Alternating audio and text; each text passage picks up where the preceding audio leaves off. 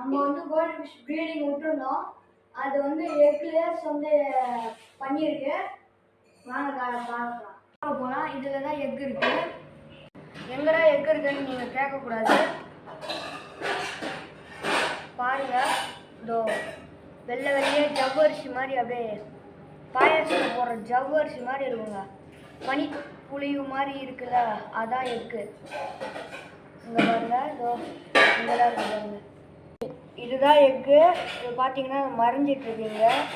அதுக்கப்புறம் நிறைய எக்ஸ் எல்லாம் இருக்கு. இதோ இங்கே இருக்கு பாருங்க, காட்டுறாங்க. அதுக்கப்புறம் இங்கே இருக்கு.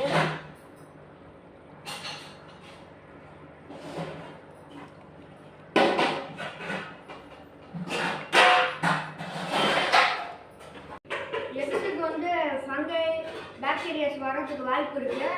அதனால நம்ம மிஸ்டர் ஓசோன்